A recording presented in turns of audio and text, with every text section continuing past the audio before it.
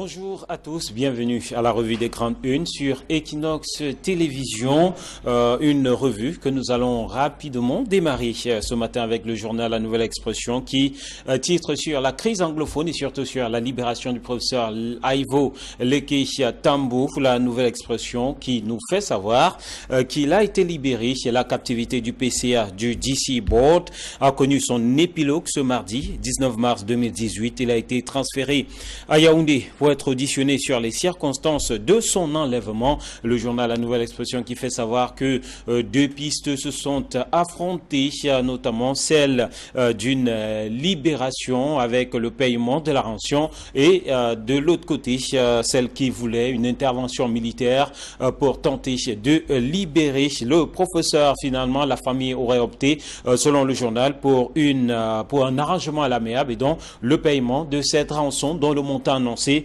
tourne autour de 20 millions de francs CFA. Le journal nous parle aussi ce matin de l'opération Épervier et d'Atangana Kuna qui hante les esprits. L'ex-ministre est porté disparu selon La Nouvelle Expression alors que la rumeur l'annonce au tribunal criminel spécial en compagnie de Jean-William Solo. Le journal qui évoque aussi plusieurs pistes sur le lieu où se trouverait l'ancien ministre de l'eau et de l'énergie, notamment une source que reprend le journal qui fait savoir qu'il aurait été exfiltré à Tanganakuna qui se trouverait du côté du Maroc puisqu'il n'est plus au Cameroun. Les opérateurs économiques barrés relativement au forum, les opérateurs économiques donc barrés relativement à la visite du chef de l'État en Chine. 115 hommes d'affaires camerounais sèchement largués à la suite de l'annulation à la dernière minute du forum économique prévu initialement du côté de Beijing du 22 au 23 mars 2018. Et puis ce litige foncier qui tourne à un RIX, à l'origine une guerre au sujet d'un titre foncier vieux de 50 ans que la MINCAF a annulé et tente de céder le domaine à de nouveaux acquéreurs. Le journal Cameroun Tribune ce matin parle de fin de suspense pour ce qui est du contentieux préélectoral des sénatoriales après donc la validation hier par le Conseil constitutionnel de la liste RDPC à l'Ouest. Les 9 partis politiques en lice savent désormais dans quelle circonscription ils vont compétir. Le journal qui propose un journal de campagne relativement à la sénatoriale. Des pages 10, les pages 10, 11, 12 et 13 sont consacrées à cette actualité. Le Messager ce matin s'intéresse à l'opération Épervier et à Tanganakuna porté disparu alors que William Solo lui se trouve du côté du TCS. L'ex-ministre de l'eau et de l'énergie et l'ex-DG de la Kamwata et bien d'autres personnes sont soupçonnés d'avoir détourné des fonds publics. Les auditions qui ont donc démarré bien en Chine sans les opérateurs économiques, nous dit le journal Le Messager, et qui ajoute que le forum d'affaires censé se tenir en marge de la visite d'État du président bien en Chine a été annulé à la dernière minute, motif impréparation manifeste. Mutation ce matin nous parle de ce forum d'affaires annulé, tout aussi coopération Chine-Cameroun, et parle de 115 opérateurs économiques qui devaient accompagner le chef de l'État à Beijing en vue de cette rencontre. La présidence de la République à l'origine de cette décision. Le journal qui propose donc dans son édition de ce matin les réactions des organisations patronales. Germinal qui titre ce matin sur l'Université des montagnes, l'enfer du décor, dit le journal. Le feu couvre toujours sous la cendre. Le journal qui lance dans ce SOS puisque quelques personnalités mises en avant par ce journal pourraient tuer la poule aux œufs d'or. L'Indépendant titre ce matin sur l'opération Épervier à Tanganakuna et Solo. William aux arrêts, nous dit le journal qui ajoute que l'ex-DG de la Kamwata a été arrêté hier par les fins limiers de la police judiciaire au moment où l'ex-ministre de l'eau et de l'énergie est en cavale, a été rattrapé du côté de Créby. Et on sort avec Info Matin qui titre ce matin sur la crise anglophone tout aussi et sur Okali Abilai, qui annonce la libération du professeur Leke Tambou. Le journal fait savoir que le PCA du DC Board avait été enlevé le 17 mars par des sécessionnistes. Le gouverneur du Sud-Ouest qui s'exprime ce matin dans les colonnes du journal Info Matin revient sur les circonstances de sa mise en liberté. Sur ce plateau, Camille Nelly, bonjour. Bonjour, Eric Martial Diomo, bonjour téléspectateurs d'Equinox Télévision. Ce matin, je voudrais avoir une pensée particulière pour les anciens élèves du lycée polyvalent de Bonaveri qui ont rendu un vibrant hommage au fondateur de cet établissement, M. Philippe Poulin, qui avait créé cet établissement en 1966. Et je vous assure que cet établissement de cet établissement sont sortis des ministres, de grands opérateurs économiques, des avocats, des colonels et tout cela. Et donc, ces anciens élèves, parmi lesquels moi-même, ont rendu un vibrant hommage à M. Philippe Poulin, très très connu, canadien, dans une messe d'action de grâce officiée magistralement par l'abbé Joseph Tamac. Ça a été une cérémonie très très émouvante et particulièrement courue, et on a vu jusqu'à quel point ces élèves sont restés fidèles à la mémoire de cet homme, voilà, qui a eu une empreinte extraordinaire sur la jeunesse camerounaise. Il est resté soulié.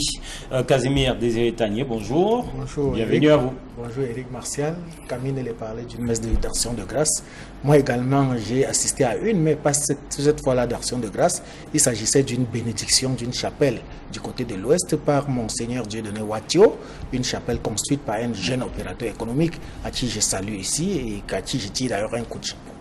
Voilà, et on va démarrer donc avec la libération du professeur Ivo Leke Tambou, la nouvelle expression qui décrit comment le professeur a été libéré. C'est d'ailleurs le cas de plusieurs autres journaux qui reviennent sur les circonstances de cette libération. Alors, comment comprendre que les choses soient allées aussi vite pour le professeur Leke Tambou? Ben, il faut d'abord dire que moi je pense que cette affaire, cette insécurité en zone anglophone, si vous voulez, dans le sud-ouest et dans le nord-ouest, est en train de donner naissance à toutes sortes de mauvaises situations qui pourraient embêter davantage les Camerounais. Vous imaginez le professeur Ivo qui se rend dans son village, et un village qui lui-même est en plein territoire insécure, il y va, dit-on, organiser une marche pour la nomination d'un des fils de ce village-là. Il se fait enlever. Mais il se fait enlever. Les kidnappeurs prennent la peine de prendre la vidéo de son enlèvement et maintenant de balancer ça dans les réseaux sociaux en exigeant 100 millions de francs. Pendant que tout le monde est encore en train de réfléchir et de voir comment ça va se passer, 2 jours plus tard, il est libéré. Le gouverneur de la région du sud-ouest, M. Okali Abilai, a affirmé tranquillement qu'il a été libéré grâce à tout le monde. Grâce à tout le monde, quoi? Cela veut dire que, en fait, la famille du professeur s'est impliquée dans cette libération et apparemment, du moins selon des sources assez introduites, la famille aurait versé 20 millions de francs. Mais la raison pour laquelle je dis que cette affaire est extrêmement grave, c'est parce que qui est sûr que ces loupards qui ont enlevé le professeur sont effectivement des ambazoniers? Quand on regarde cette vidéo, ils ont des fusils de chasse et des machettes. Et vous les voyez, ils sont en jean, en basket et tout. Et moi, j'ai dit ici la semaine dernière que ce à quoi on va assister aujourd'hui, c'est la création de multiples petites bandes qui vont commencer à faire du banditisme. Ils vont procéder à des enlèvements. On va demander de l'argent aux gens et même à l'État. Vous savez, le problème des kidnappings ne date pas d'aujourd'hui au Cameroun, hein. Les gens semblent aujourd'hui s'émouvoir un peu sur l'enlèvement de ce professeur, mais on sait très bien que depuis une vingtaine d'années, il y a des kidnappings dans les régions de la Damaroa et de l'extrême nord, où des bandits arrêtent des gens, demandent aux villageois de leur donner des dizaines de millions de francs. Ensuite, il y a eu en 2012 l'affaire des Moulins Fourniers, où l'État lui-même a été obligé, c'est activé à renflouer les caisses des djihadistes parce que l'État a payé plusieurs milliards pour la libération et des Moulins Fourniers et du père Van Den Bosch et de l'épouse du ministre Amadou Ali. On s'est retrouvé dans une situation où l'État, un groupe a fait chanter l'État et a amené l'État à payer des milliards. Aujourd'hui, on se retrouve face à une situation où on nous parle de sécessionnistes qui commencent à kidnapper des gens. Jusqu'où ira-t-on et jusqu'où n'ira-t-on pas? Ça commence à devenir dangereux. Moi, je dis que les autorités administratives et militaires doivent non seulement faire attention, mais comprendre que là, nous nous retrouvons dans une spirale que l'on ne pourra plus contrôler parce qu'il sera facile que 3 ou 4 petits loupards s'organisent commencent à kidnapper des gens. Et c'est très dangereux. L'interrogation porte donc sur le mode opératoire. Casimir, aujourd'hui, est-ce que finalement, comme le dit Camille et même certains journaux, des interrogations pourraient ne pas résider sur cette façon de faire et surtout sur le fait que est-ce qu'il s'agirait là véritablement des Ambazoniens? Justement, vous avez pleinement raison, Eric Martial, de vous interroger sur cette façon de faire. Parce que lorsque vous vous souvenez que le 11 février, le sous-préfet de Batibo avait été enlevé, jusqu'aujourd'hui, c'est silence radio, c'est motus et bouche cousue. Il n'y a pas de vidéo, il n'y a pas de grande déclaration, il n'y a pas de demande de rançon. Et je dis, cette affaire du professeur Aïvo n'est pas différente de cette affaire de la famille Kamdem qui s'est passée du côté de Bafoussam, où 2 fillettes ont été enlevées et n'ont été libérées que sous paiement de rançon. Et je donne entièrement raison à Kaminele qui estime que par ces temps, avec l'histoire des sécessionnistes, on va assister de temps en temps à ce genre de rap, à ce genre d'enlèvement où on met des otages et on commence à demander de très fortes sommes d'argent. Regardez comment l'affaire Aïvo s'est passée. Moins de 30 minutes après son enlèvement, on a assisté à une vidéo. Et une heure de temps après, on a commencé à parler d'une rançon de 100 millions de francs CFA. Moi, je crois donc clairement, on va constater que ce n'est pas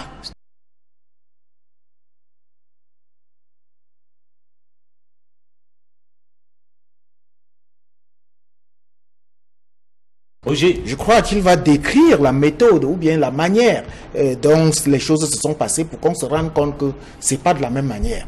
Et même si d'aventure il s'agirait des sécessionnistes, on a maintenant suffisamment d'arguments pour savoir comment ça peut se passer, puisqu'on parle d'une montagne sur laquelle le chauffeur est allé pour remettre, la rançon de 20 millions. Ça veut dire qu'on peut à peu près les localiser et savoir où est-ce qu'ils se terrent, où est-ce qu'ils se situent. Donc, comme j'ai l'habitude de dire, chaque médaille a son revers.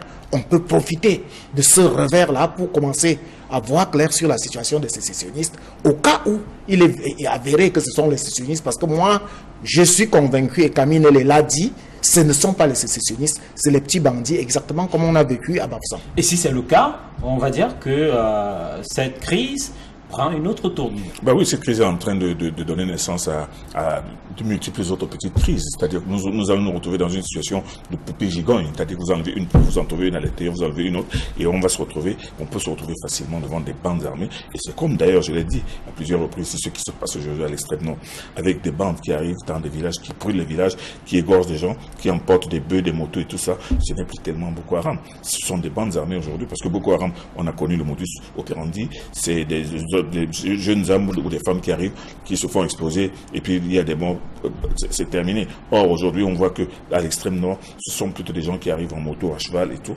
qui arrivent, qui brûlent un village, qui égorgent l'imam, qui emportent 2 ou 3 filles, qui emportent des motos et qui s'en vont. Donc, moi, ce phénomène, ce grand banditisme-là, qui devient incontrôlable, doit faire l'objet d'une attention particulière des forces de maintien de l'ordre et surtout du nouveau ministre de l'Intérieur qui sait maintenant qu'il a plusieurs terrains sur lesquels il doit s'investir. Il faut dire, oui, même, Eric Martial, que le professeur Aïvo a eu beaucoup de chance. Hein. Lui, il est un vénard parce qu'il a été arrêté avec une bande des étudiants qui, jusqu'ici, on n'a aucune nouvelle de... Non, ils ont été relaxés dès le lendemain. Ils étaient 33. Dès le lendemain, la nouvelle était diffusée qu'ils avaient été relaxés. En fait, oui, c'est le professeur que l'on cherchait. On l'a pris, on a posé la condition et maintenant, on a posé ce chantage inacceptable, mais que la famille s'est empressée de satisfaire. La famille n'avait pas de choix. Hein. Je suis d'accord avec vous, mais alors, nous allons donc nous retrouver devant des familles qui ont des moyens, qui n'auront pas de choix. Et quand les familles n'auront pas le choix, c'est l'État qui va payer, qui va passer à la caisse comme il a fait pour Moulin Fournier, pour les Chinois, pour l'épouse d'Amadou Ali et consorts.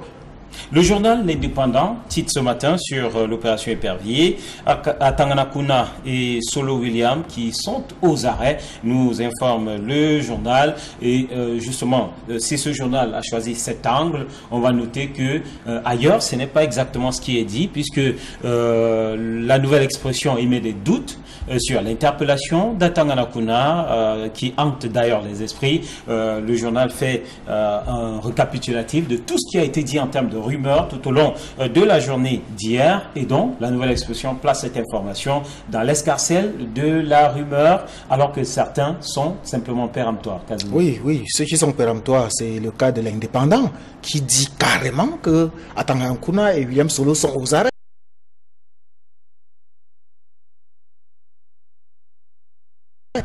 Non, ceux qui estiment qu'Atangana est aux arrêts, ils sont deux journaux ce matin. Oui. Il y a l'Épervier de mon ami Nudio et puis il y a l'Indépendant. Mais je dis, ils sont tombés carrément à la renverse parce que jusqu'à maintenant, on n'a pas les nouvelles de Atangana Kuna. Il est vrai que William Solo est aux arrêts parce qu'il est effectivement au TCS, mais Atangana Kuna n'est pas encore aux arrêts. Et nous avons lu toutes sortes de choses dans les réseaux sociaux et je crois que ces deux journaux-là sont tombés dans le piège des réseaux sociaux. Mais pour la réalité, il faut dire que c'est plutôt Madame Atangana Kuna qui, elle n'a absolument rien à voir avec l'opération Épervier, qui s'est fait prise, qui a été prise justement par l'opération, par l'Épervier, et qui vient de passer sa première nuit au TCS. Parce qu'il faut tout simplement qu'elle dise où se trouve son mari. Moi, je dis que c'est une erreur judiciaire grave. C'est même une aberration. Parce que la peine, comme la responsabilité pénale, est individuelle. Elle ne peut pas être collective. Éric Martial, je ne peux pas commettre une faute parce qu'on sait que vous êtes mon ami, on vient vous arrêter. Ça n'a pas de sens. Alors il faudrait que l'opération Épervier redevienne normale et essaye de nous éviter ce genre d'erreur judiciaire. Je dis c'est une erreur judiciaire. Maintenant, quant à William Solo, avec quelques dizaines d'anciens cadres de la SNEC, je crois qu'ils doivent répondre tout simplement de leurs actes parce qu'ils se racontent qu'il y a une histoire de 40 milliards qui aurait pris d'autres voies et pour laquelle ils doivent répondre. Apparemment, l'ancien ministre de l'eau, Atangana Kuna, est également impliqué dans ce réseau. Mais si Atangana Kuna a réussi à s'enfuir, puisqu'on nous annonce qu'il est actuellement au Canada et qu'il est passé par le Maroc, malheureusement, une autre mauvaise source a annoncé qu'il a été arrêté du côté de Kribi, ce qui est archi faux. Si Atangana Kuna a réussi à s'en sortir, donc cela ne peut pas être gratuit. Il ne peut pas réussir à s'en sortir seul. Il doit avoir des complicités quelque part. Et c'est ces complices-là qu'il faut chercher.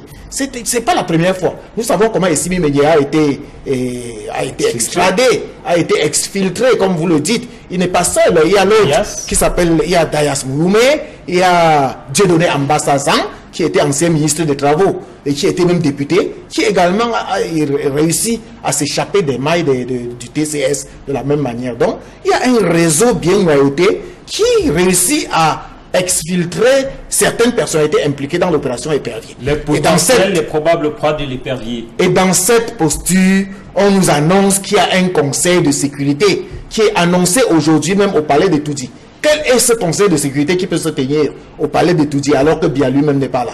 Pourquoi pas ailleurs? Donc il y a tellement de non-dits dans cette affaire. Alors, cette histoire. Le journal, La Nouvelle Expression, parle donc d'esprit hanté par Atangana Kuna et surtout du fait qu'il ne serait plus au Cameroun. Non, moi je commencerai d'abord par déplorer le manque de précision de la presse, parce que le rôle de la presse, c'est de donner l'information et la vraie information. On dit qu'ils seraient au TCS, les autres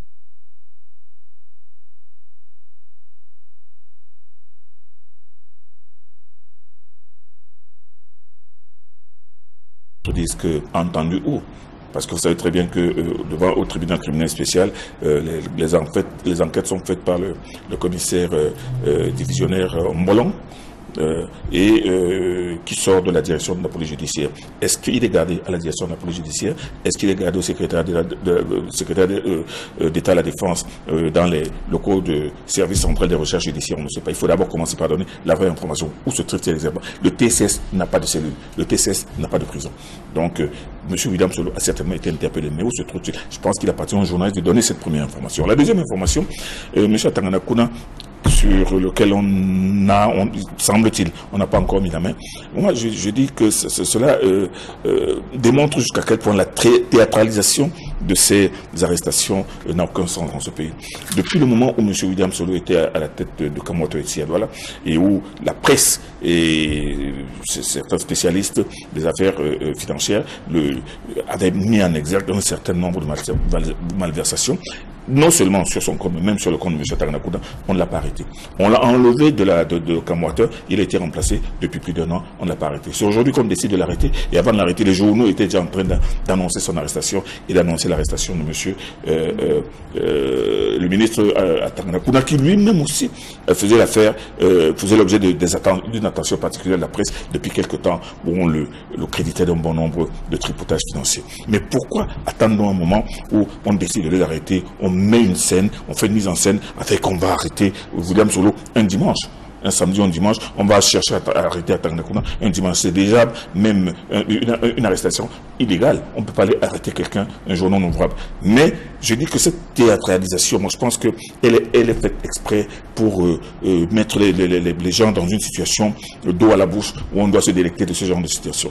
Ces personnalités qui ont travaillé, qui ont eu de grandes fonctions au niveau des entreprises parapubliques, si elles doivent faire l'objet de poursuites, que ces poursuites soient normales, soient régulières, mais qu'elles ne soient pas théâtralisées. Moi, je pense que tout ce qui est en train d'être écrit dans la presse, et aujourd'hui, et ce qui le sera demain, cela procède de cette théâtralisation que moi je trouve absolument indécente. Monsieur William Solo a certainement commis des gaffes, mais qu'on l'arrête, qu'on l'interpelle, qu'on le convoque, qu'on l'interpelle et qu'on l'inculpe si les charges sont établies, mais qu'on ne procède pas une sorte de kidnapping, on l'amène et on dit qu'il a été arrêté hier. Donc moi, je dis, je ne les défends pas, mais je pense que non seulement au niveau de la presse doit être un peu plus précise dans le traitement de ces informations, et au niveau de la justice et des responsables judiciaires, que cela soit avec un peu plus de sérieux et moins de théâtralisation. Voilà, un autre sujet abordé par la presse ce matin, c'est ce forum économique, ce forum d'affaires qui a été annulé. Le journal Mutation en parle, la coopération Cameroun-Chine, le forum d'affaires annulé,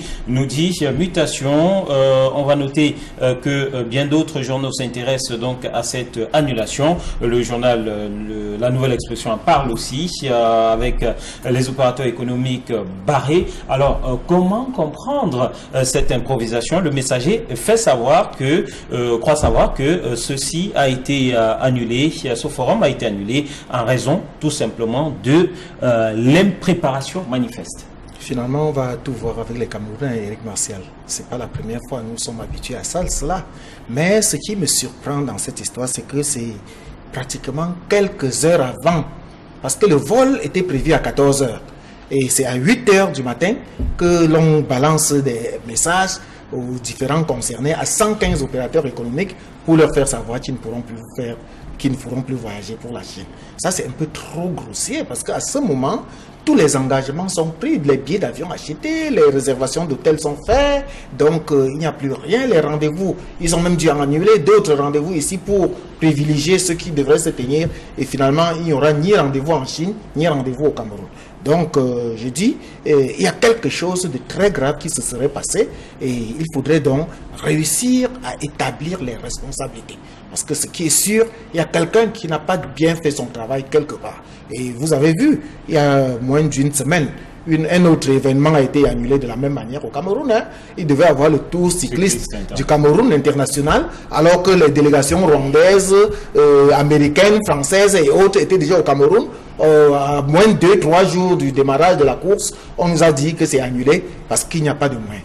Donc le Cameroun est déjà habitué à ce genre d'annulation, des annulations qui n'ont absolument pas de raison d'être. Vraiment pas de raison d'être. Et il faudrait donc établir les responsabilités et punir les coupables là où ils se trouvent, parce que c'est un manque à gagner grave que le Cameroun engendre là. Le manque à gagner aussi en raison de ce que ces opérateurs économiques auraient pu gagner, en tout cas en termes d'échange avec la Chine? En termes de B2B, vous savez très bien que les chefs d'État, quand ils se déplacent, généralement, ils se déplacent avec des hommes d'affaires. On le voit avec le chef d'État turc, avec le chef, d'ailleurs, Emmanuel Macron, qui a été en Inde tout récemment, qui a amené de gros contrats. Et tout le monde s'était mis à applaudir quand il a été question pour le président de la République d'amener dans ses valises une centaine d'opérateurs économiques. Bon, aujourd'hui, ça a foiré, on ne sait pas pourquoi. Il faudrait attendre qu'on comprenne pourquoi. Mais commencer à chercher des explications, on ne tombera que dans le registre des supputations et des spéculations. Allez, malheureusement, c'est une affaire à suivre. Et on va sortir rapidement avec cette affaire qui tourne au RIX, une affaire de litige foncier du côté de Kribi. Ça commence à faire beaucoup avec le MINCAF. Ah, ça commence. Mais écoutez, ce n'est qu'une affaire de plus parce que le MINCAF que l'on connaît, habitué à des tripotages fonciers, il y a plus de 500 dossiers sur lesquels on a vu la main du MINCAF peser. Là, à Kribi aujourd'hui, c'est un terrain vieux de 50 ans qui avait un titre foncier vieux de 50 ans. Et un jour, la ministre décide de l'exproprier pour cause d'utilité publique. Et tout de suite, après quelques temps plus tard, on la voit en train de lancer des offres d'achat.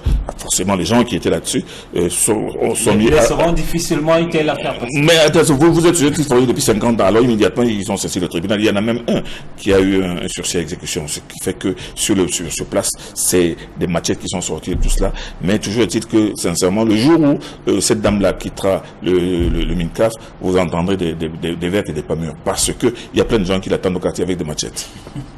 Allez, on espère qu'il n'y aura pas d'exécution. Souvenez-vous, hein, Éric Martial, qu'au mois de janvier, le jeune enquêteur avait publié un dossier pour démontrer qu'il y a 500 000 dossiers, faux dossiers de litige foncier dans les tribunaux camerounais. 500 000, c'est énorme. Personne ne nous avait suivis dans cette voie-là, mais c'était une enquête exclusive. Voici encore un autre dossier de litige foncier qui est sorti de nulle part. Parce qu'on ne peut pas admettre qu'un titre foncier qui est là depuis plus de 50 ans, aujourd'hui, on l'annule purement et simplement. Moi, je dis, il faudrait qu'on revoie le droit foncier au Cameroun et qu'on essaie de voir la manière dont les titres fonciers doivent être gérés. Parce qu'on nous dit que le titre foncier est définitif, inattaquable. On nous l'a dit, mais malheureusement. C'est le 501e dossier. Mais ce que je peux dire, c'est que cette ministre-là, je vous assure que avec ces histoires de litige foncier, elle gardera tout de même, elle laissera tout de même un souvenir assez néfaste à la tête de ce ministère. Assez douloureux. Allez, merci à vous Camille, merci à Casimir, merci chers téléspectateurs d'être restés à notre compagnie. Nous vous retrouvons demain pour un autre numéro.